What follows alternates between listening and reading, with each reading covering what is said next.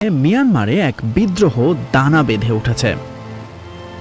কিছু দেশ তো আরও দুর্গম অবস্থানে, অনেক বিদ্রোহের খবর তাই অজানায় থেকে যায়। আমরা মিয়ানমারের কেরনানি রাজ্য, যেখানে সেনাবাহিনীর সাথে বিদ্রোহীরা জয়ের পথে, সেখানকার ভেতরের সব জঙ্গলের রাস্তায় আমরা তাদের সাথে মাসখানেক সময় কাটাই।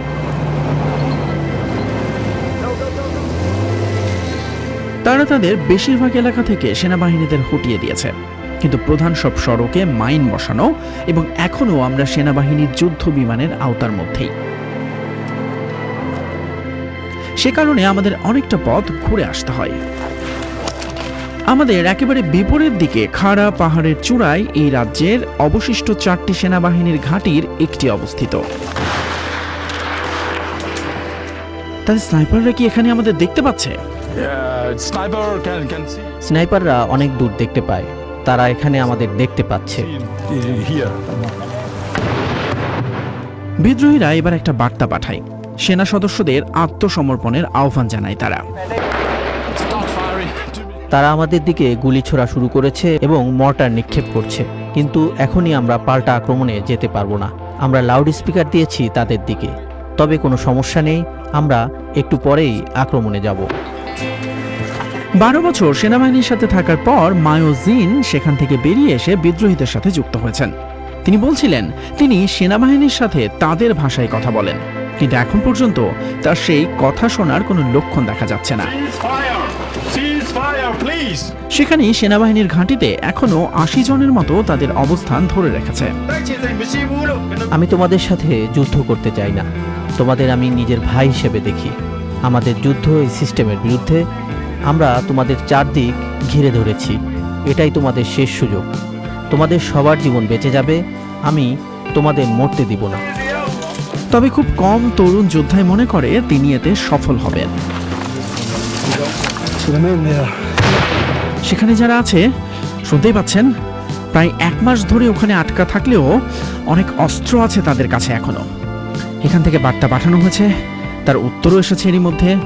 মনে হয় না তারা আজকে আত্মসমর্পণ করবে, তাই তারা ফিরে যাচ্ছে। আমার মাঝে মাঝে মনে হয় পৃথিবী বোধহয় আমাদের ভুলেই গেছে। তারা এখন ইউক্রেন এবং ইসরায়েলে মনোযোগ দিয়েছে, আমাদের কথা তাদের মনেই নেই।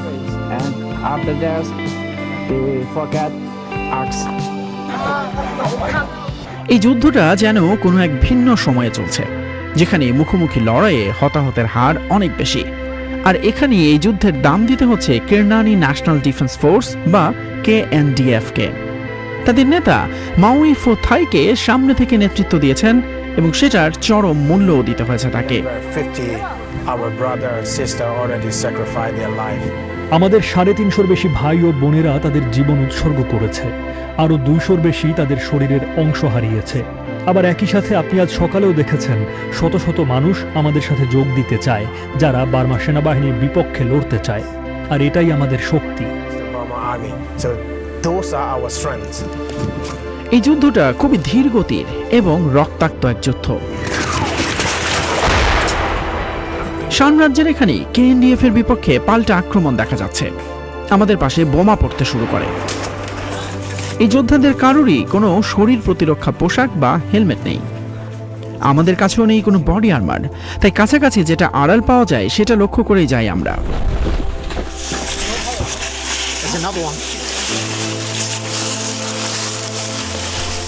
গত 5 মিনিটে এখানে 3টা বোমা পড়েছে এবং বুঝতেই পারছেন এই সংঘাতটা আসলে কেমন।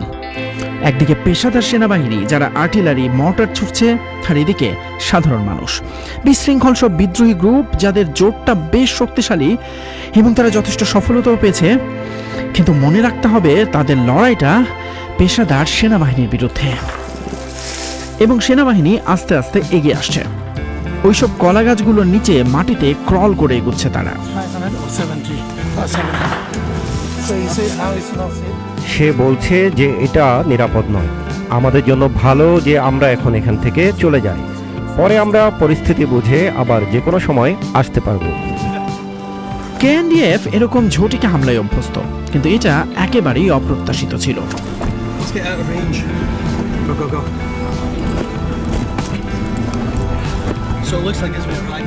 যেটা মনে হচ্ছে আমরা যখন এখানে আসি তখন সেনাবাহিনী আমাদের গাড়িটা দেখতে পেয়েছে। তারা এই এলাকা লক্ষ্য করে হয়তো আমরা আসার আগে থেকেই গুলি ছুটছিল।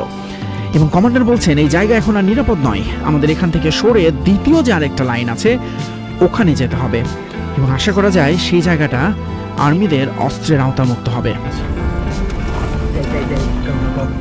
ঠিক আমাদের সামনে এইমাত্র একটা শেল এসে পড়লো। তারা আস্তে আস্তে আমাদের গাড়ির সাথে ব্যবধান কমাচ্ছে।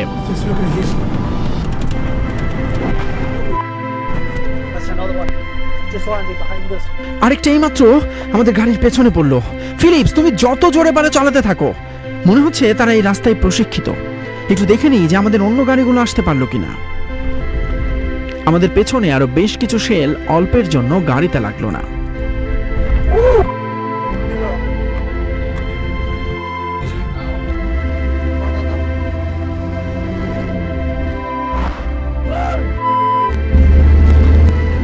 আমাদের খুব দ্রুত এই জায়গা থেকে চলে যেতে হবে। এখানে একটা ড্রোন আছে যা খুবই বিপজ্জনক। তাদের ড্রোন এখন আমাদের অনুসরণ করছে। You don't have enough ammo to mount this. আপনাদের কাছে ওই পরিমাণ অস্ত্র নেই যতটা এই প্রধান ঘাঁটিতে আক্রমণের জন্য দরকার। সেনাবাহিনী দেশ শাসন করছে, তাদের যা যা দরকার সবই আছে। এই ঘাটতি কিভাবে পূরণ করবেন? তাদের আর্টিলারি আছে, বিমান আছে, মর্টার আছে। The airplanes, they have the mortars. We do have enough heart. আমাদের যথেষ্ট পরিমাণ হৃদয় আছে, নৈতিকতা আছে, আমাদের যথেষ্ট মানবিকতা আছে, আর এসব দিয়েই আমরা তাদের পরাজিত করব। এমনকি যদি আমাদের ব্যবহারিক অস্ত্র যথেষ্ট না থাকে, তাও এটাই আমাদের জন্য যথেষ্ট। But this is enough. এই মুহূর্তে তাদের সাথে রেকর্ড পরিমাণ স্বেচ্ছাসেবী যুক্ত হয়েছে। তাদের র্যাঙ্ক আরো শক্তিশালী এবং জয়ও আসছে নিয়মিত। ভোটের ব্যালট বাক্স তাদের আশা পূরণ করতে পারেনি। তাদের শান্তিপূর্ণ প্রতিবাদে শক্তি প্রয়োগ করা হয়েছে, আর তাই তারা এখন সেনাবাহিনীর সাথে লড়াইয়ে নেমেছে। মিয়ানমারের এই নতুন বিপ্লব এই মুহূর্তে এগিয়ে চলেছে।